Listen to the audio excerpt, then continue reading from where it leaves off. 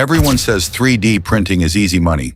Buy a printer, print products, sell online. Here's what nobody tells you. Most 3D printing businesses don't fail because the printer is bad.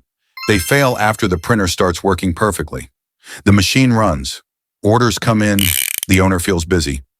And that's exactly when the business begins to die, quietly. Because 3D printing doesn't kill you with one big mistake. It kills you with small decisions that look correct. Stay with me, because the final part of this video is the difference between a printer that becomes monthly income and a printer that becomes a monthly expense you can't escape.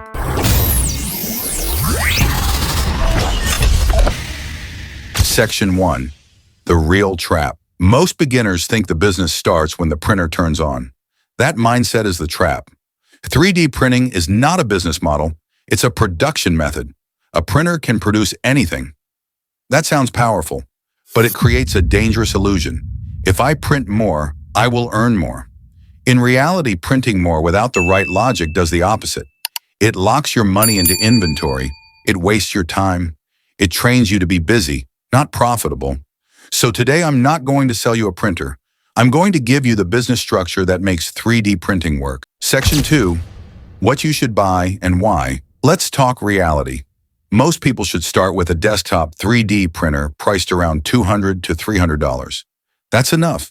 You do not need a farm of printers, high-speed upgrades, expensive enclosures, pro setups on day one.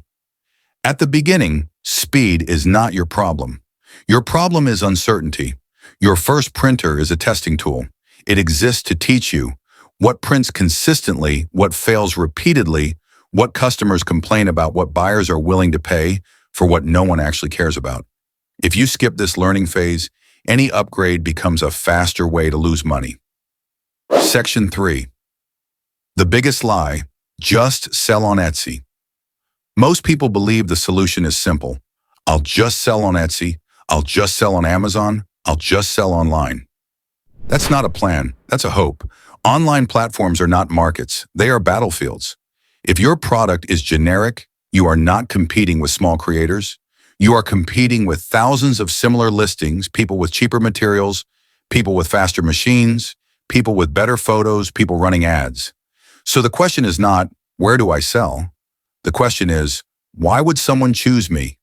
If you can't answer that in one sentence, you don't have a product yet. Section 4. What most people print and why it fails. Most beginners print what looks sellable. Phone stands, desk organizers, vases and decorations, trending gadgets, random cool designs. The quality can be great, the print can be perfect, but the problem is replaceability. If your product can be copied in one evening by thousands of other printers, you don't have a business. You have a race to the bottom, and here's what happens next. You lower price to get sales. You print more to feel progress. You get tired. You get returns. You lose time. And eventually you quit. Not because you failed at printing, but because you printed the wrong type of product.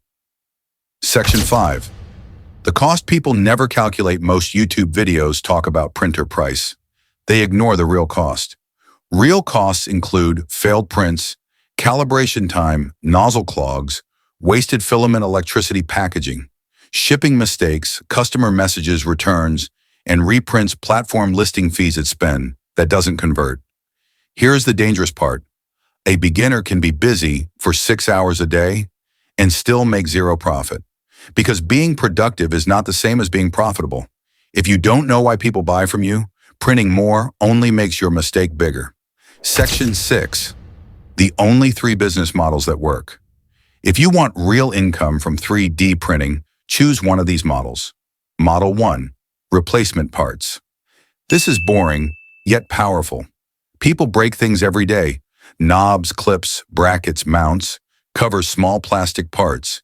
If you can provide a replacement fast, locally, and reliably, you win. People don't buy replacement parts because they're cute. They buy because they must. Model 2. Functional tools and accessories. Not decorations. Functional items that improve someone's life or workflow. Tool holders, custom adapters, camera mounts, workshop, jigs. Car organization parts. Hobby-specific components. The key is real use, not just looks nice. Model 3, B2B, small local business needs. This is the highest value, small custom parts for workshops, prototypes for local inventors, fixtures and holders for small manufacturing, custom signage or labeling systems repeat orders for the same item. B2B is not viral, but B2B is stable, and stability is what pays bills. Section 7, how to find a winning product. Here's the method most people never use. Start with a problem, not a product. Confirm payment, ask, would you pay $15 to $50 for this solved? Print one sample, test quality and function. Sell locally first before you fight global competition online. If you can't sell locally, you usually won't survive online. Section 8, when to scale and when not to. Scaling too early destroys more 3D printing businesses than competition. You scale only when the same product sells repeatedly, you solved quality issues, packaging and shipping are predictable buyers. Come without persuasion, profit is clear, not imagined. A printer multiplies whatever system you already have. If your system is clear, it multiplies profit. If your system is unclear, it multiplies confusion. 3D printing is not a shortcut, but it's not a trap either. It's a tool that exposes how you think. If you approach it like print random products and hope, it becomes a money leak. If you approach it like a system, problem, demand, repeatability, it becomes a real business. On this channel, we don't hype machines. We break down what actually decides profit. If you want more videos like this, real machines, real logic, real markets, you know what to do.